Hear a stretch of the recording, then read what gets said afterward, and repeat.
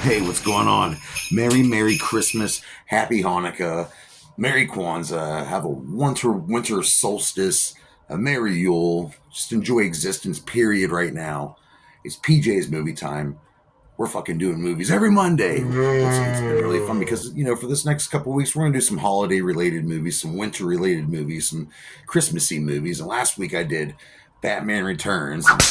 People think, well, yeah, it's not a Christmas movie. Yeah, it is. It takes place during Christmas time. There's multiple Christmas references in it, I mean, and a lot of people like to cause arguments like, what is a Christmas movie? What is not a holiday movie, And I'm telling you right now, this is the biggest debate that's been going on for a long time. Die Hard. Is Die Hard from 1988 a Christmas movie? You're fucking right, it is. It's also an action terrorist movie, too. Don't get me wrong. Movies can be two or three different things at once, believe it or not. Now, is it mainly a Christmas movie? No. It involves a cop who wants to go see his wife. She took the kids and she moved to LA to start this awesome career without him. He's a New York cop. And he goes visit her during the holidays in this really nice office building she works in, owned by this really cool billionaire guy, and then so he wants to spend the time with his estranged wife and his kids on Christmas. He's trying to get back with his wife on Christmas. That's pretty fucking romantic, all right? Yeah. But is it a Christmas movie? Yeah, it is. Is it primarily a Christmas movie? No. But you can't. Then people say, well, then all of a sudden any movie that has Christmas in it is going to be a Christmas movie, and that is not true. The movie Step Brothers has one scene that takes place during Christmas, and I do not consider that a Christmas movie. But this movie takes place on Christmas Eve. There's Santa Clauses everywhere. There's Hanukkah references. All that shit's here. So it's definitely a winter holiday movie, but it's also a kick-ass action movie, which was done by Fox 20th Century before they got bought by Disney back in the Disney. Directed by Jonathan McTernan, and I've talked about McTernan before. He did the Predator movie, which we went over. He also did The Last Action Hero, which was a decent movie, I thought. He also had an involvement in Die Hard 3. It was written by Jeb Stewart and Steve N. D'Souza, and they wrote a really good movie. And this is also based off a novel called Nothing Lasts Forever. And yeah, it's I've never read the book. I'm assuming it's loosely based off of this, maybe not, but it was a big book. There's a book that came out, and 20th Century Fox wanted to, take advantage of this and make a big summer blockbuster. And it stars Bruce Willis playing this John McClane, who's trying to get back with his wife Holly. And they weren't going to use Bruce Willis at first. Bruce Willis was mainly a TV actor at this time.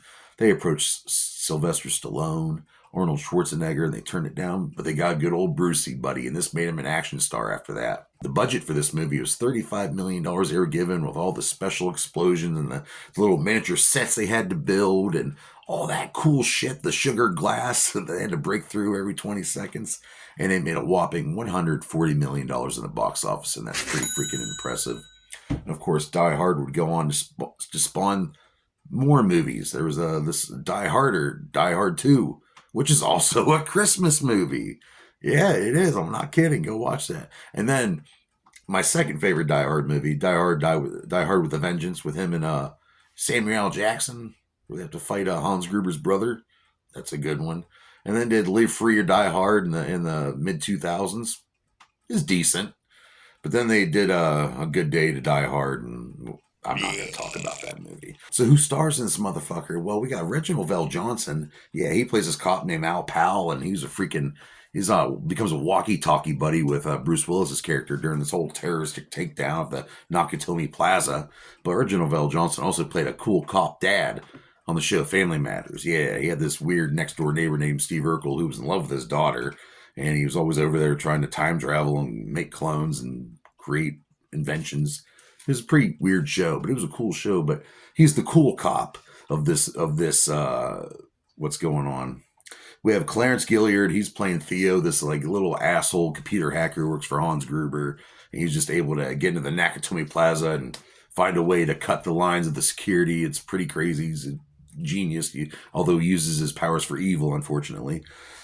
We have James Shigito playing Mr. Takagi, and he is the CEO of the Nakatomi Plaza, and he seems like a really cool boss. He's throwing this big giant party for his employees like all employers should do.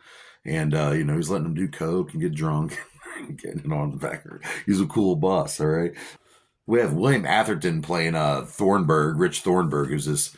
He's one of those. He's one of those news reporters that's just out to exploit things and make himself bigger. And even though the stories may not be true, he'll still do whatever he can to get the story out there to get those ratings up. He would reprise this role in Die Hard too. We have Devereaux White playing Argyle, the really cool limo driver who meets Bruce Willis's character at the beginning, and he just chills out in the parking lot the whole time while everyone's partying inside. And it's a good thing he sticks around. We have Hart Bachner playing this guy named Harry Ellis, and he's a fucking scumbag. He works at the Nakatomi Plaza with Ollie.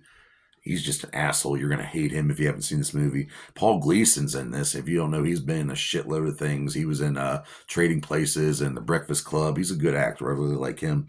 But of course, he plays the chief, the asshole cop, the opposite of Al Pal. He's Chief Robinson. And boys, they get pissed whenever the FBI gets involved. We have Bonnie Bedelia playing Holly Gennaro, or, Holly McLean.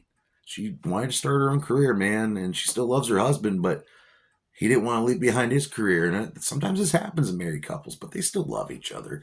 And then we have Alan Rickman. Of course, Alan Rickman, if you don't know, he was in a bunch of Harry Potter movies. He passed away. Great actor. I loved him in Kevin Smith's movie Dogma. This guy's great. He plays one of the very first cool villains of all time, in my opinion, from the 80s, that is, Hans Gruber. And starring Bruce Willis playing John freaking McClane. And like I said, they were going to have Arnie do this. They were going to have Stallone. They turned it down. And the cool thing is, Ken Bates, the stunt coordinator, he helped a lot with the stunts and all that. But a lot of the times, Bruce Willis was willing to do his own stunts. And as a matter of fact, Alan Rickman, when you see him fall, I know I'm spoiling stuff, but if you haven't seen Die Hard, you're a freaking idiot. Skip this next 10 seconds. But whenever Alan Rickman's character falls off the tower, that was a legitimate reaction. They told him they were going to give him the count to 3, then push him off. They pushed him off before the 3. So him falling to his death is just a legit Alan Rickman reaction. And everybody knows this, but I love bringing it up. It's really cool to talk about. The NES would release a couple video games. Yeah, there's a Die Hard video game. I've never played it. I heard it's hard as fuck. I believe the Angry Video Game Nerd did cover this one time. And then there's a couple little cool cameos in this movie.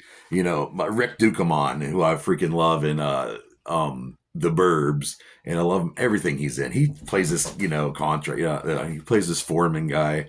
He shows up in the movie. And also, there's a henchman I seen all these movies in the 80s and 90s. That was Al Long. And there's a scene where he's hiding and he's eating candy the whole movie.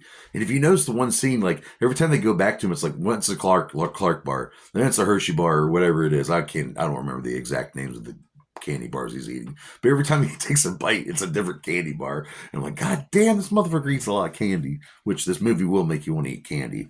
There's a lot of this was filmed in at the Fox Plaza there in LA, and they were experimenting with a lot of different things and stunts and explosions, and they kind of broke off some pieces of the Fox Plaza. Yeah. There was real bazookas being used, without real exploding fake ammunition. And these guns are fixed, right? Well, something went wrong with the fake gun, and it made such a loud sound that Bruce Willis said he lost 2/3 of his hearing in his one ear, that's terrible, but very memorable. And I mentioned Reginald Vell Johnson's character. Motherfucker's always looking for a Twinkie in this movie. So it just made me think about, Zombieland with Tallahassee's character looking for a goddamn Twinkie. And this movie's been referenced so many damn times. I remember on SNL, Chris Farley had this thing where he had this little talk show thing, and he's asking this guy, "Hey, did you ever see Die Hard?" I think he was asking Paul McCartney, and he's like, "Do you ever see Die Hard?" He's like, "No." "Oh, Die Hard, it was awesome."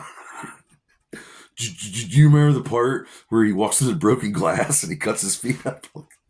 That's a good callback. Of course, Rick and Morty have a whole episode about somebody die-harding himself out of a situation. Very, very solid to American culture. This movie is so much that it's in the Library of Congress. It is considered important cinema to American history. So it's in there. It's in there. Die Hard's in there.